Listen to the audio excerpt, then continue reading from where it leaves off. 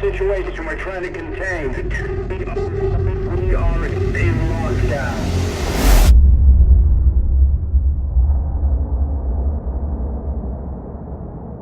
Ridley Scott's original Alien movie presented a really grounded view of the future. This wasn't holograms and touchscreens. It's chunky, analog push-button technology. This is a world of CRT, not LCD. Early in development, our artists studied the work of Ron Cobb, who was one of the original concept artists on the film. And the goal was that if we could understand his process, we would be able to expand on the universe while still remaining faithful to the original source. This lo-fi sci-fi approach doesn't just inform the visuals, it also has a big effect on how we design the gameplay. If you take the motion tracker, for example, it's big and it's heavy, you can't hold it at the same time as a weapon. And all it does is tell you the movement of an object on a 2D plane, and even then, only on a small cone in front of you.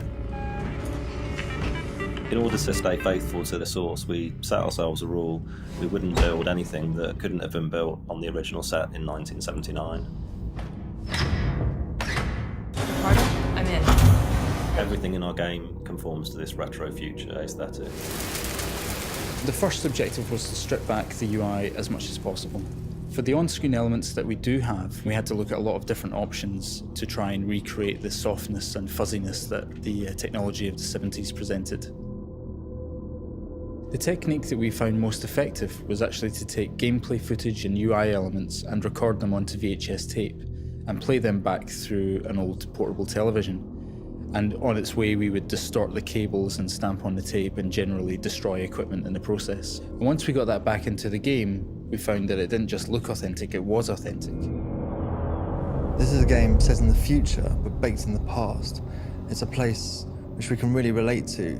It's also a world in which technology won't save you.